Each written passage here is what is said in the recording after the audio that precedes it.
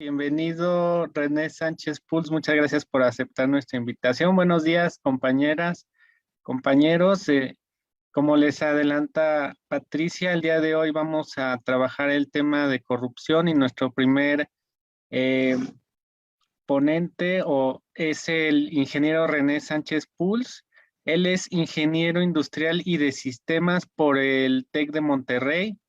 Tiene experiencia profesional en contralorías internas, en materias como Sistema Nacional Anticorrupción, evaluación del desempeño, adquisiciones, arrendamientos y servicios del sector público, obra pública, entre otros. Él ha sido responsable regional del sistema de tiendas del ISSSTE, que probablemente algunas recuerden que todo el mundo íbamos a comprar la despensa, o nuestros papás la despensa Superiste, ¿no? Entonces René formó parte del equipo que puso en ese lugar a las tiendas hoy muy alicaídas todavía de Superiste, eh, y actualmente se desempeña el ingeniero René Sánchez como subdelegado y comisario público suplente en la Secretaría de la Función Pública en el sector de salud y seguridad social. Recuerden que hay dos dependencias globalizadoras, así les llaman, y quiere decir que tienen atribuciones transversales en toda la administración pública. Por un lado está la Secretaría de Hacienda y por otro lado está la Secretaría de la Función Pública. Entonces es una dependencia estratégica, más todavía ahora que se le devolvió, por así decirlo, las facultades relativas a las contrataciones públicas, que en esta administración iniciamos eh, con la oficialía mayor en la Secretaría de Hacienda. Ahora toda esa estructura se va a la función pública y la robustece mucho, ¿no? En sus alcances eh, globales, ¿no? Entonces, sin más, le doy la palabra al ingeniero René Sánchez Puls, quien nos va a presentar la cuarta transformación desde la función pública: cómo entrenar al elefante reumático y mañoso. Muchas gracias, René, adelante. Muchas gracias, maestra Legarreta, muchas gracias, José Luis, muchas gracias a todo el equipo de Morena y muchas gracias a todos ustedes integrantes a esta presentación. Si son tan amables de poner la presentación en la pantalla. En lo que está la presentación, les quiero comentar algunas cosas que no están en el currículum, pero que son relevantes. Una vez que terminé la licenciatura en ingeniería en el TEC de Monterrey, uno de mis primeros trabajos fue ser el jefe de concursos de una empresa familiar que éramos contratistas de Comisión Federal de Electricidad. Ahí empecé a conocer todas las contrataciones desde el ámbito de un contratista. Posteriormente, ya con lo que mencionó ahorita en el ISSSTE, José Luis, ahí yo ya firmaba las convocatorias para los contratos de licitaciones, de adquisiciones, arrendamientos y servicios, ¿sí? Yo ya como autoridad.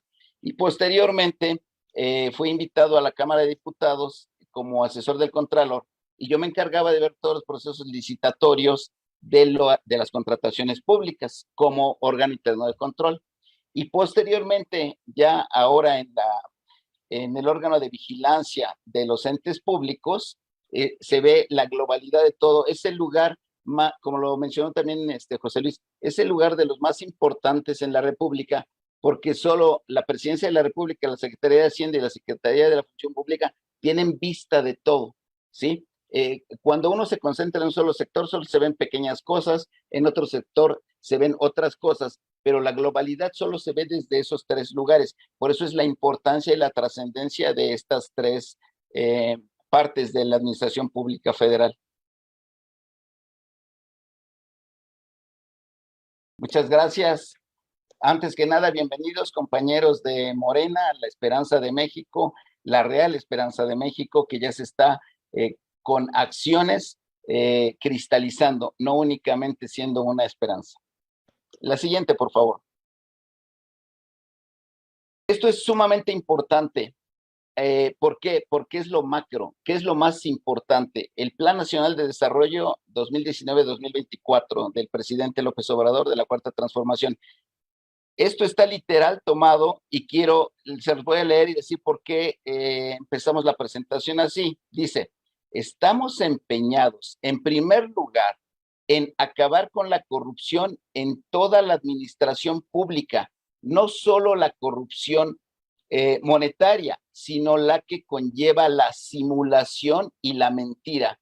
Si ustedes se dan cuenta, este viene siendo la misión de la Secretaría de la Función Pública como eje principal para todos los programas de la Cuarta Transformación, ya que era una cuestión estructural, la corrupción y la gran cantidad de los recursos públicos iban a parar a manos de personas que se enriquecían como nunca y llevaban sus fortunas a los paraísos fiscales a todos lados. Y no había dinero para muchas cosas que se están haciendo ahorita, como los programas sociales tan relevantes, ¿sí? Esa primera parte del Plan Nacional de Desarrollo nos da la misión de la función pública. Y la segunda parte es lo más importante y donde todas y todos ustedes pueden colaborar, deben colaborar para que realmente esta transformación sea trascendente y no se quede únicamente con el inicio que ha dado de una forma magistral el presidente Andrés Manuel López Obrador. Y nos dice, tenemos ante el mundo la responsabilidad de construir una propuesta post-neoliberal y de convertirla en un modelo viable de desarrollo económico, ordenamiento político y convivencia entre los sectores sociales. Esto es lo más importante que debemos de construir y cada uno de ustedes puede ayudar a construir esta nueva visión de futuro y con esto realmente vamos a ya, además de fortalecer, consolidar en su totalidad la cuarta transformación para el nuevo modelo que deseamos para este país. La siguiente, por favor. Ahora sí, entrando en materia de la presentación, la cuarta transformación en la Secretaría de la Función Pública. Como lo ha expresado el presidente en muchas ocasiones, ustedes ven ahí a un elefante.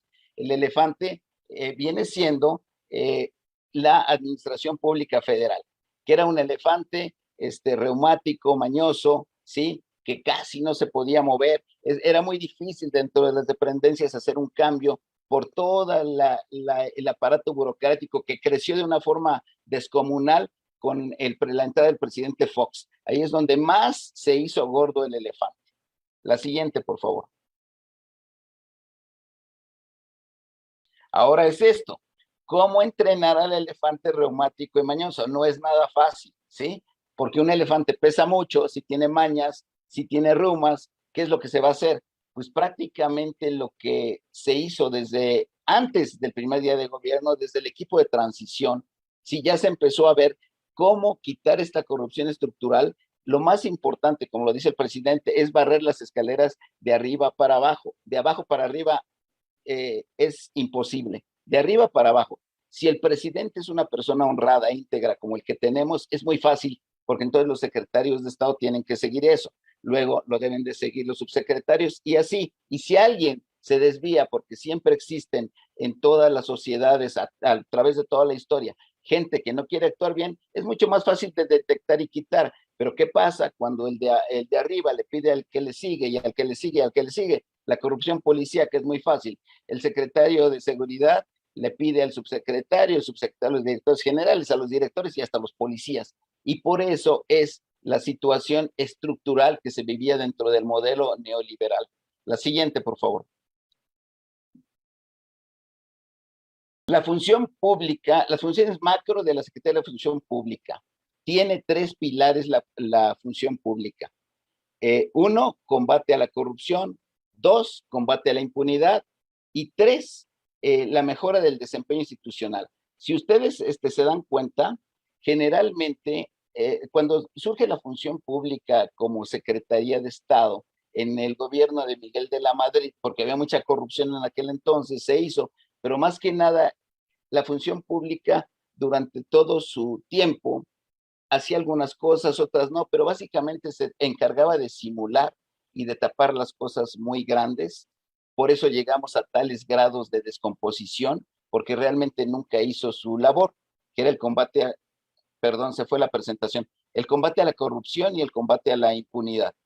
Lo que ahora se quiere también hacer, que está, pero no estaba ni siquiera como subsecretaría, es la mejora del desempeño, ¿sí? Porque lo más importante para nosotros es que se mejore el desempeño de las instituciones, porque también es corrupción que llegue un funcionario que no sabe cómo manejar las cosas, ¿sí? En un sector y lo echa a perder, ¿sí? No es únicamente que se lleve las cosas, sino que no sepa cómo actuar con todas las cuestiones monetarias y de todos los recursos que puede tener. ¿Podemos pasar a la siguiente, por favor? Correcto. Entonces, esos son los grandes tres ejes de la función pública. Ha habido muchas, desde su creación de la Secretaría hasta lo que es ahora, ha habido muchas administraciones. Sin embargo, le han puesto dientes, le han quitado dientes. Cuando los cambios constitucionales del 2015, con el surgimiento del Sistema Nacional Anticorrupción, que por cierto nunca se ha consolidado como tal por problemas del legislativo, muchos problemas internos, sonaba como algo bueno, pero ahorita se está convirtiendo en un elefante blanco. Realmente el combate a la corrupción solo se está haciendo básicamente desde la función pública y desde la unidad de, este, de la unidad de inteligencia financiera de la Secretaría de Hacienda y de algunas otras partes relevantes. Entonces, durante todo este tiempo ha habido diferentes cambios. Ahorita vamos a ver los cambios que surgieron a partir de la cuarta transformación. La siguiente, por favor. Entes públicos en la Administración Pública Federal. Existen, para la Administración Pública Federal, vienen siendo las dependencias, que son las Secretarías de Estado, la Consejería Jurídica, la Fiscalía, era parte de la Procuraduría, ahora ya se volvió organismo descentralizado, autónomo constitucional. Y de cada Secretaría de Estado dependen muchos organismos descentralizados y desconcentrados. Los descentralizados son los que tienen autonomía propia. En el sector salud podemos decir, los organismos descentralizados de la Secretaría de Salud son 13 institutos nacionales de salud que manejan el más alto nivel de medicina en el país. Cada uno de ellos tiene, de los 13, 12 tienen órgano interno de control. Uno no lo tiene porque es chiquito, el Instituto Nacional de Geriatría.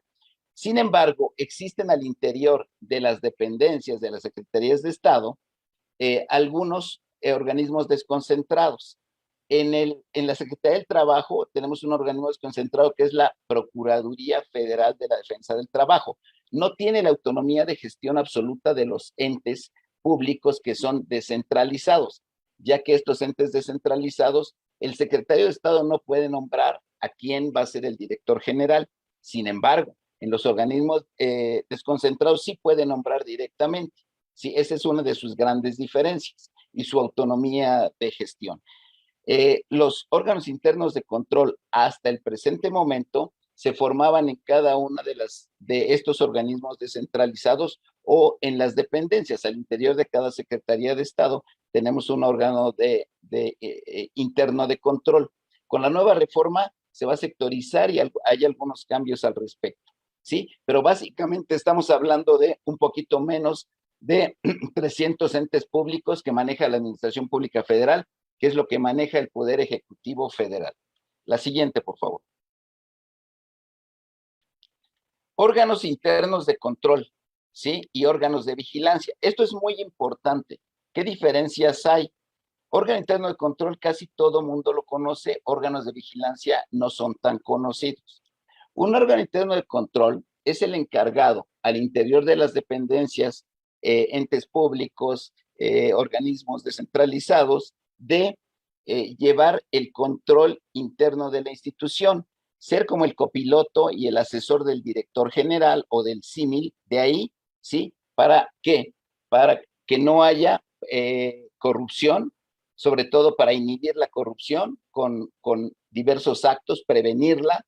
En su caso, si no se pudo detectarla y si está detectada, verificar, investigar y si es así, sancionar, porque ese ya sería el combate a la impunidad. No podemos permitir primero que haya un ilícito y luego que si ya sabemos que hubo el ilícito, pues debemos de castigarlo, porque si no, este es el principal fomento para la corrupción. ¿Y qué son los órganos de vigilancia? Los órganos de vigilancia son algo sumamente interesante.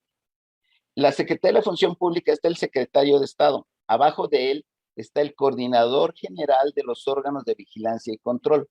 Los órganos de control, como ya vimos, son todos los órganos internos de control. Antes se les llamaba contralorías, que está un contralor al frente de ellos.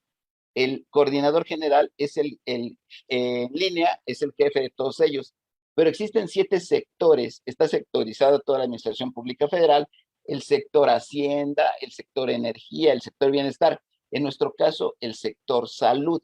En el sector Salud tenemos únicamente 34 órganos internos de control, pero tenemos 52 entes públicos. ¿Por qué? Porque los organismos desconcentrados desconcentrados no cuentan con un OIC y algunos descentralizados pequeños tampoco cuentan con ello. Por eso es la diferencia en números. El comisariato, la labor que tiene es la de vigilar.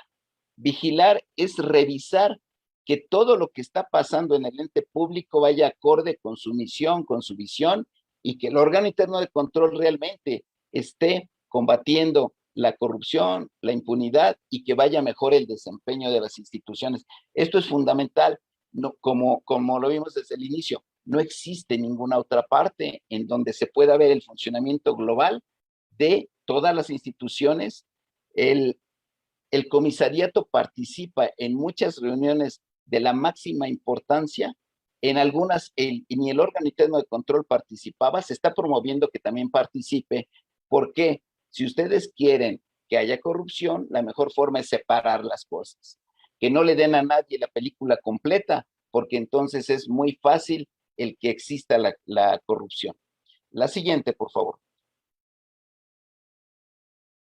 Órgano interno de control. Un órgano interno de control tiene al frente a un titular, pero tenían 4 áreas antes de esta administración, ahora tienen 3 áreas porque se fusionó una para la austeridad republicana. Nos quedan el área de quejas, el área de auditoría y mejora de la gestión y el área de responsabilidades. ¿Qué es cada una? El área de quejas es si ustedes tienen una queja porque se están dando cuenta de que existe corrupción, formulan la queja y se le entrega a la función pública. Al órgano interno de control dependiente de la función pública. Esta área es la encargada de investigar, ¿sí? El área de auditoría y mejora de la gestión, ¿qué hace? Pues el área de auditoría hace sus programas de auditoría fiscalizando lo más importante, ¿sí? Relevante en el momento. Según la OCDE, la gran cantidad de la corrupción planetaria poderosa al interior de las instituciones se lleva en 2 vertientes, en las adquisiciones de bienes, servicios o en los arrendamientos, y lo más importante, en la obra pública y los servicios relacionados con las mismas, porque es mucha la cantidad de dinero, ¿sí?, que se destina a todas estas cuestiones, y pues es mucho más fácil que en cualquier otro lado prestarse a la corrupción. Ejemplo, si nosotros vamos a hacer una modificación del drenaje, pues imagínense nada más, ponemos volúmenes de obra que tienen que hacer, meter tantos tubos, quitar tantos metros cúbicos de tierra para poder cambiarlo. Ahora la pregunta es, ¿qué tan fácil o qué tan difícil es verificar esto? Pues es mucho más difícil verificar eso que verificar la construcción de un edificio, ¿sí? Entonces, por eso la obra pública se presta mucho a muchas cosas y como tiene muchos precios unitarios, los cuales se pueden inflar, como pasaba en muchas obras del periodo neoliberal, ahora es un éxito enorme lo del Aeropuerto Internacional Felipe Ángeles, que se conservó en el presupuesto, ¿sí? Cuando muchas de las obras anteriores duplicaban, triplicaban todo eso, pero precisamente todas esas grandes márgenes, una parte podría ser debido a incrementos de costos totalmente justificables, pero la gran parte era por corrupción, ¿sí? Entonces el área de auditoría se encarga de revisar todas las áreas importantes y en su caso, si ve algo grave, se lo turna al área de quejas para que continúe la investigación. Y mejora de la gestión, que ha sido la más desatendida desde la historia de la creación de la función pública como secretaría. Y esta área se pretende mucho mejorar. ¿Para qué? Para que realmente ayude y sea como un copiloto de la cuarta transformación. Y el área de responsabilidades es el área que casi nadie quiere ver, porque en las instituciones es a quien le tienen miedo. Una vez que se hizo la auditoría, que se hizo la investigación y que se ve que realmente existen problemas, pues el área de responsabilidades se encarga de sustanciar el proceso, es decir, llevarlo a efecto hasta sus últimas medidas de qué ya es lo que se va a determinar. Es importante también decir aquí, anteriormente la función pública, antes de la modificación constitucional del 2015 y la entrada del Sistema Nacional Anticorrupción, tenía más dientes que ahora. ¿Por qué? Porque tenía la facultad de castigar lo que ahora la ley divide en dos partes: faltas administrativas no graves y faltas administrativas graves. ¿Cuál es la diferencia? Una falta administrativa no grave está considerada como una falta de supervisión a alguien. Si alguien no está haciendo bien su trabajo y cometió una falta grave, al superior jerárquico, si no tuvo nada que ver en ese mal manejo, pues sí se le puede adjudicar el que por una falta de supervisión, el servidor público del nivel inferior cometió un acto de corrupción, una falta grave, ¿sí? Esa es no grave. Y las faltas graves ya están relacionadas con hechos de corrupción, como el cohecho, como el soborno. También aquí, por primera vez, una de las cosas buenas de la reforma anterior, de la reforma que se hizo del sistema nacional anticorrupción, es que por primera vez se podía castigar a los particulares. ¿Por qué? Porque antes no. Para que haya corrupción se necesitan dos lados. En la obra pública se necesita el contratista que le dé dinero al funcionario. Antes solo se podía castigar al funcionario si se le demostraba que lo recibió, pero el contratista no. Y esto llegaba a los niveles más altos del planeta Tierra. En Europa, si alguien de Europa venía a darle sobornos a los mexicanos para una obra pública, no era castigado, se le deducía en el sistema hacendario de su país. Imagínense nada más.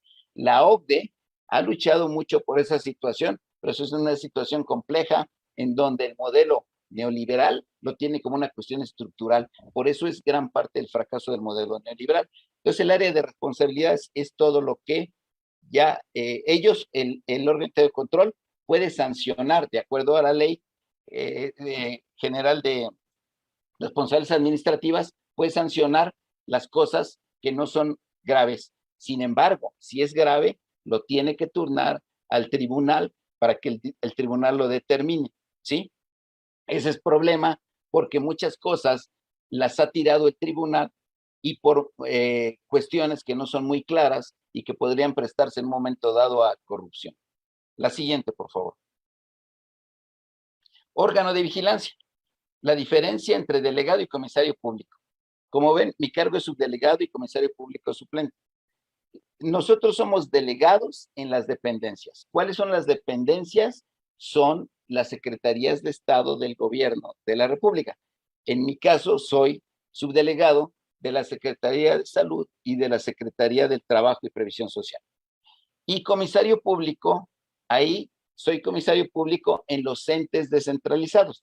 Soy comisario público del Instituto Nacional de Ciencias Médicas y Nutrición Salvador Subirán, que es el instituto más reconocido a nivel internacional que tenemos, en el Instituto Nacional de Medicina Genómica, en el Instituto Nacional de Cancerología, ¿sí?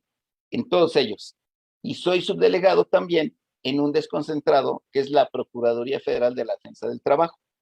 La Secretaría del Trabajo, al igual que la Secretaría de Salud, también tiene descentralizados. Hay uno muy relevante e importante que se creó gracias a la Cuarta Transformación y a los tratados internacionales, que es el Centro Federal de Conciliación y Registro Laboral, que lo lleva como cabeza de sector la maestra Luisa María Alcalde Luján, que es la Secretaría de Estado, y él tiene un director general. Ese director general es el que ha organizado, si ustedes vieron lo de Silao, la planta de Silao con General Motors, donde luchó por primera vez, hubo una elección entre la CTM con otro sindicato, se hizo con toda la participación hasta del INE, ¿sí? Y por primera vez se le venció a la CTM y ahorita la planta General Motors de Silao tiene a este otro sindicato que le ganó a la CTM. Es una cuestión histórica. También es el que hizo la cuestión en Pemex. En Pemex siempre hay cosas para atacar, para no atacar, pero lo importante aquí es los trabajadores. Los trabajadores se deben de hacer ya la mentalidad, la idea de que ellos pueden decidir quién quieren que los represente. Y en este proceso estamos, es la creación de todo eso. Entonces, en ese descentralizado, aunque sea la Secretaría de Trabajo, ahí funjo como comisario público y no como subdelegado. Es importante esta diferencia porque unas dependen totalmente de la Secretaría de Estado y las otras son entes públicos autónomos. La siguiente, por favor. La siguiente y regresamos a esta, por favor. Miren, ¿por qué es tan importante la labor de los comisarios públicos y delegados y subdelegados? Porque existen al interior de las diversas entes públicos e instituciones lo que son comisiones de vigilancia, lo que son juntas de gobierno, comités de control y desempeño institucional y otros. Vamos diciendo qué es cada uno. Comisión de vigilancia lo tienen entes muy grandes, como es el Instituto Mexicano del Seguro Social. En la comisión de vigilancia ya es tripartita. ¿Qué es esto?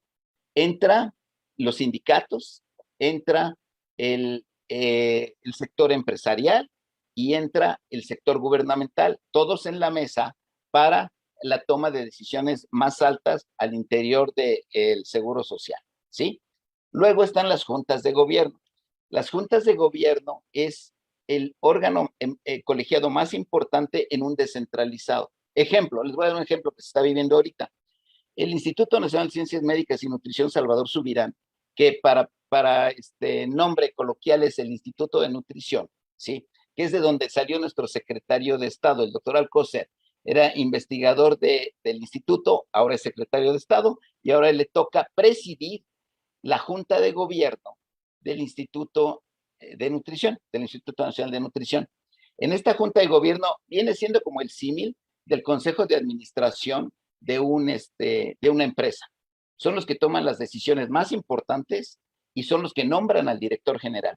Ejemplo, si el secretario de Salud quiere nombrar a alguien de director general del Instituto Nacional de Nutrición, no puede hacerlo, puede proponer, pero aquí está él como presidente, hay una figura que se llama el comisionado de la Comisión Coordinadora de Institutos Nacionales de Salud y Hospitales de Alta Especialidad, que es un símil de un subsecretario de Estado. Es el que está abajo de él y es presidente suplente.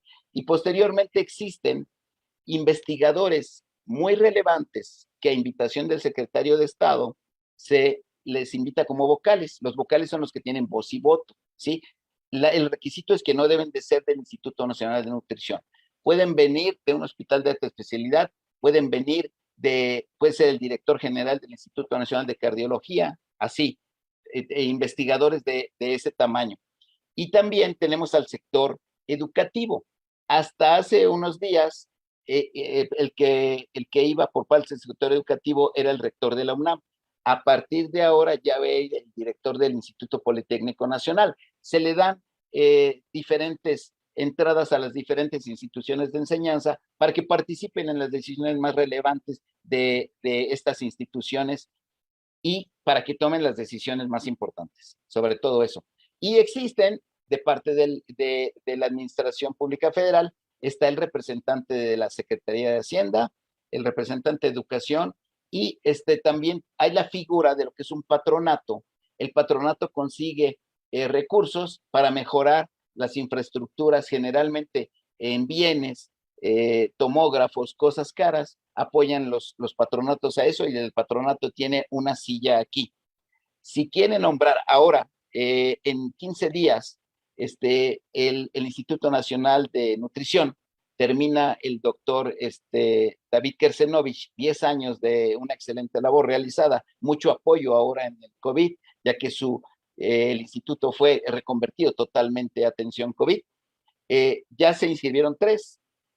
se puede inscribir cualquier investigador, doctor de un nivel muy alto que quiera presidir al instituto.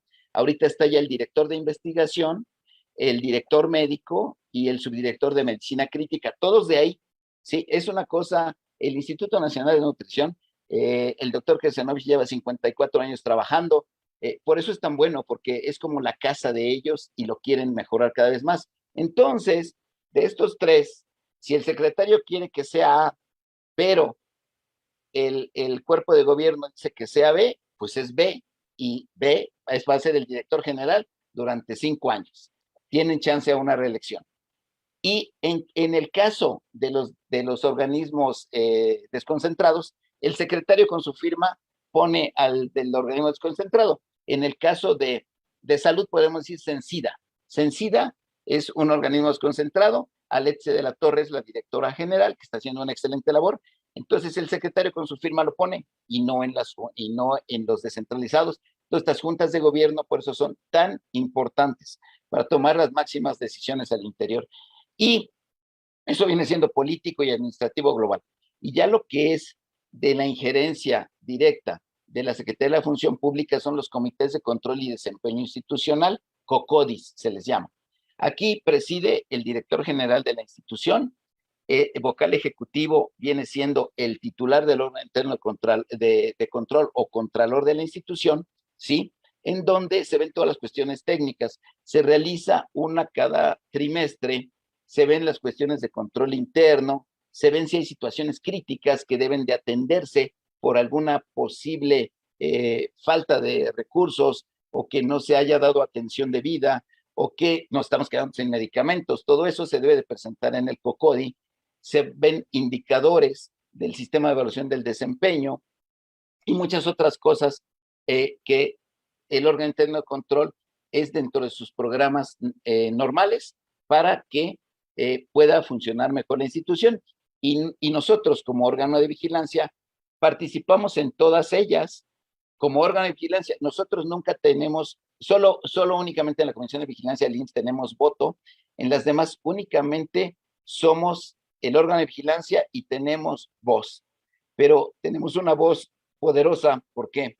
Porque si vemos que hay una ilegalidad y la Junta de Gobierno, aún sabiendo con nuestro asesoramiento que es una ilegalidad y se comete, nosotros ya estamos obligados inmediatamente a dar vista al órgano interno de control para que inicie la investigación y que se vea que si lo que nosotros en un momento dado apreciamos es ilegal o no es ilegal, ¿sí? Básicamente estos son los órganos colegiados los que toman las máximas decisiones y como el COCODI de los más importantes para la administración. Vamos a la de arriba, por favor. El antes de la 4T y el durante de la 4T. Miren, esto yo se los quiero decir con profundo conocimiento de causa porque lo viví como yo fui 5 años subdelegado de protección al salario en el estado de Quintana Roo, de el ISSSTE, de lo que se llamaba su Dirección General de Protección al Salario, que eran las tiendas del ISSSTE, que eran restringidas a los derechohabientes del ISSSTE, pero a partir del 85 con los sismos, por decreto presidencial se abre a todo mundo, al igual que las tiendas del IMSS, ¿sí? Y ahora lo veo desde el comisariato como superiste, ¿sí?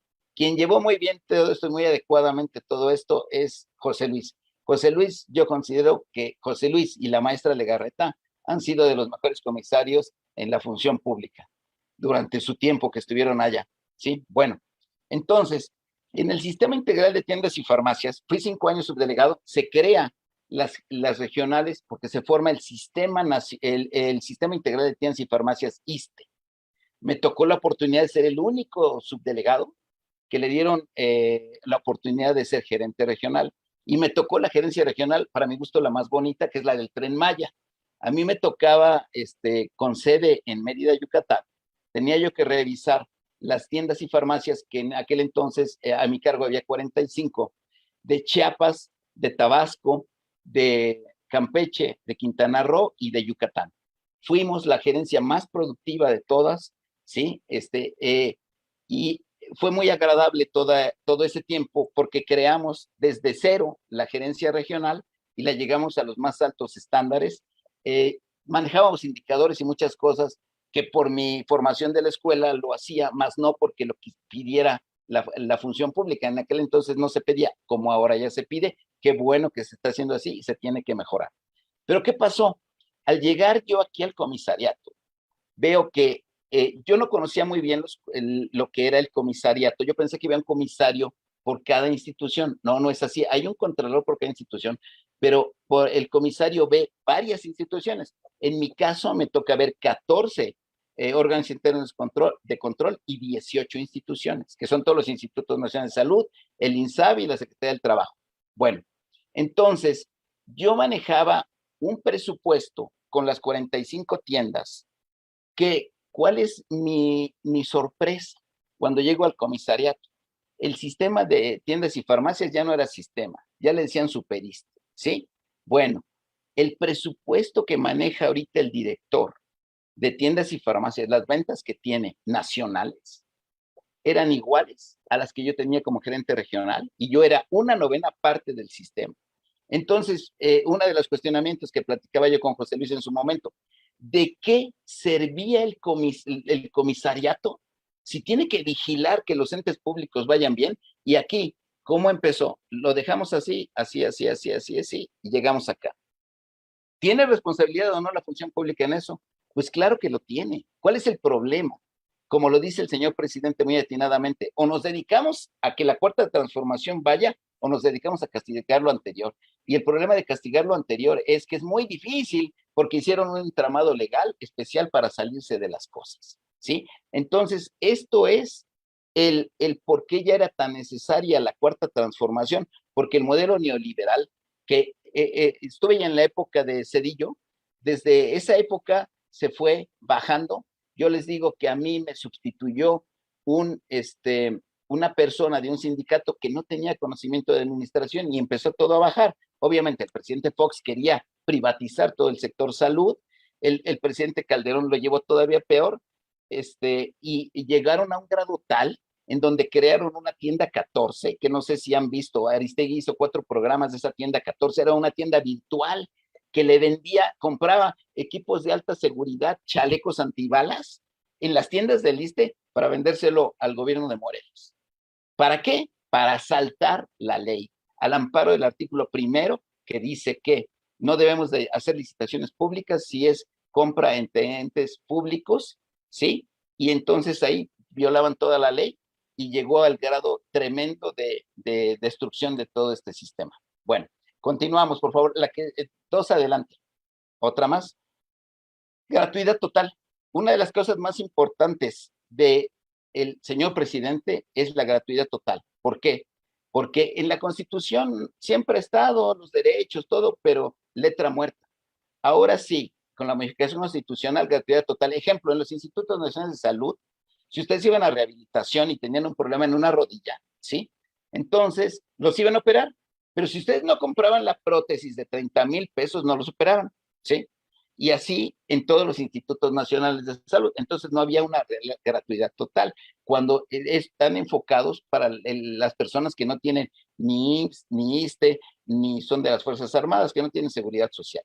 Esta fue una cuestión súper importante que se dio con muchas bemoles, muchas cosas. Obviamente está iniciando un sistema, resistencias internas, externas, muchas cosas han pasado, pero vamos bastante bien en este proceso. La que sigue, por favor. Casos de mover al elefante a través de los órganos de vigilancia en el sector salud. Esto es muy importante, la 4T, ya. La siguiente, por favor. Miren, la doctora Irma Heréndira Sandoval Ballesteros, primera secretaria de Estado, ¿sí? ¿Qué hizo? Lo que dice el presidente, esa frase ¿cómo es la frase? Es algo así de que menos escritorio y más territorio, ¿sí? Lo aplicó directamente. Visitó institutos nacionales de salud y hospitales de alta especialidad, hospitales generales, llegando a las instituciones sin que nadie supiera. Es más, nos costó trabajo entrar porque no le dijimos al contralor, ni al director, ni a nadie. Llegábamos a las 8:30 de la mañana a ver quién había llegado, a checar las áreas, todo. Hubo casos muy buenos, como el Instituto Nacional de Pediatría, muy bien manejado.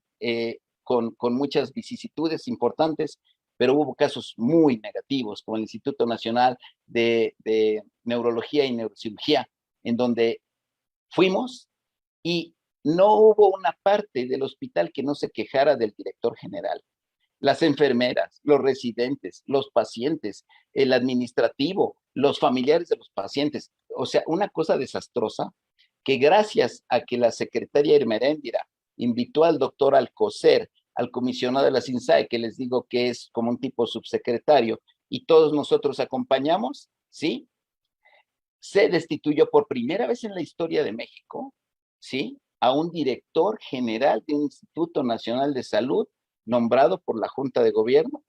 En Junta de Gobierno, después de lo que pasó, a los 15 días se convocó y se le destituyó, lo que nunca había pasado.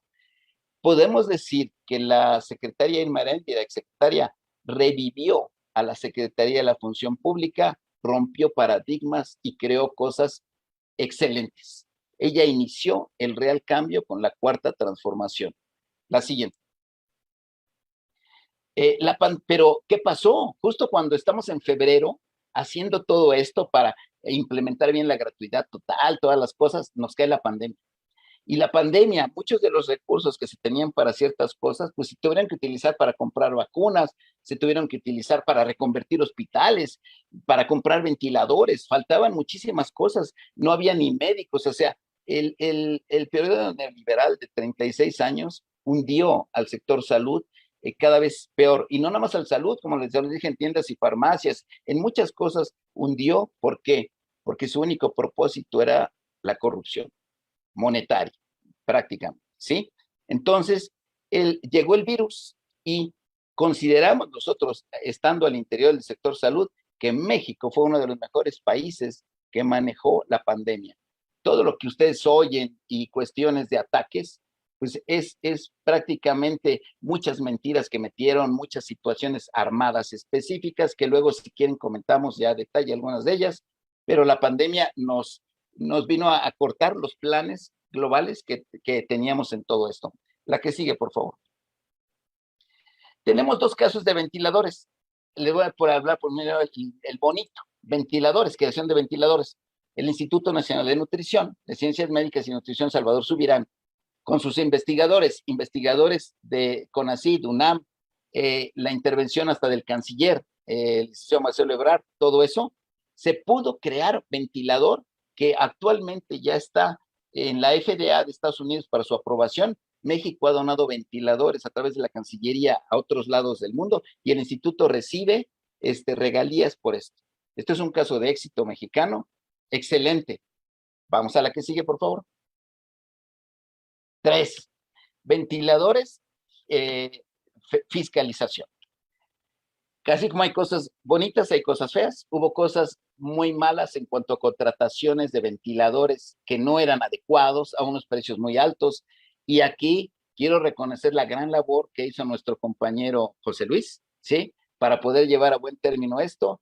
Recuerdo que durante la pandemia tenía que viajar él solo, a muchos lados haciendo esto, no dormía, ¿sí? Pero se llevó a muy buen fin y se sancionó a los que quisieron abusar de la cuestión de la pandemia.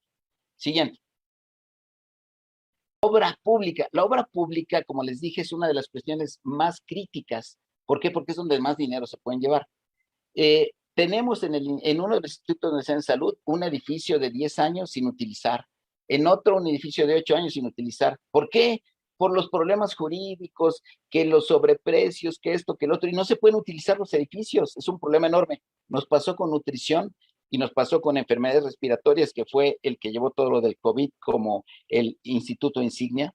Y gracias a la participación de la Secretaría de Estado, del titular del órgano de control y su gente, de las direcciones de administración y todo, pudimos sacar problemáticas poderosas que hubieran quedado así en el Instituto Nacional de Nutrición, en el Instituto Nacional de Enfermedades Respiratorias. Y gracias a todo esto, ya también la Comisión Coordinadora va a dar apoyo a los diferentes institutos para sus crecimientos, porque durante mucho tiempo no hemos crecido en la forma que se debería haber crecido. La siguiente, por favor. Hay otras cosas que no son así aparentemente tanto impacto, pero son muy importantes para un órgano de vigilancia. Estandarización de las presentaciones de los informes. Por ley, los directores generales de los institutos, de los descentralizados, nos deben de presentar un informe anual de lo que hizo la institución y un informe semestral de lo que está haciendo en las juntas de gobierno, ¿sí? Y en las secretarías y en las dependencias un informe del desempeño en los desconcentrados. Pero el problema, cuando llegamos, es que unos informaban solo lo bonito, otros informaban solo de 10 cosas, 3, otros informaban 7, otros lo hacían muy bien. Estandarizamos toda esta presentación para que se llevara un guión y así podemos comparar transversalmente qué pasa con derechos humanos en todas nuestras instituciones, qué pasa con la Ley General de Archivos en todas, qué pasa con las adquisiciones en todas, y esto es lo que vamos a implementar. La que sigue, por favor. Miren, ahora hubo cambio de secretario de Estado por decisión del presidente. El secretario de Estado, me gusta mucho esa frase que dice, no hay nada más ridículo que hacer de un modo más económico algo que debe dejar de hacerse. ¿Qué pasaba? Que se enfocaban mucho en, era una cuestión de como si estuvieran, no pudieran ver la amplia variedad de todas las cosas que pasan en una dependencia. Muchas de las fiscalizaciones se enfocaban en cosas ridículas, en donde algo que no debería hacerse, lo investigaban a fondo y decían cómo debería hacerse mejor. ¿Para qué si eso no debe de hacer? Entonces, el maestro Roberto Salcedo Aquino, él fue durante más de 7 años el auditor superior del desempeño de la Auditoría Superior de la Federación, que viene siendo el segundo del auditor superior, y él está muy enfocado en el desempeño de las instituciones. Por eso les comento de la situación de que el eje que ha sido menos promocionado, menos interesado para la función pública, ahora es uno de los principales. Y la parte de abajo dice nuevo marco jurídico, contrataciones públicas. El señor presidente de la República, cuando hubo los problemas de las contrataciones, dijo, ¿por qué no contrata la función pública? Entonces, ya está en la iniciativa de ley, todas las atribuciones de la Oficialía Mayor de Hacienda se le van a pasar a la función pública. Esto es muy importante, porque antes únicamente con los contralores teníamos la facultad de sugerir o de revisar o de quitar, pero después de un proceso. Ahora, si el secretario nombra a los titulares de las unidades de administración y finanzas, pues ya se tiene el control de donde más corrupción podría haber, que son las contrataciones públicas. Y bien manejado, va a haber grandes ahorros y tiene el control la institución. Y si algún director de administración se quiere desviar y se quiere la corrupción, de inmediato se le remueve. Antes era mucho más difícil. Esto es algo bastante bueno que se está pudiendo lograr. La que sigue, por favor.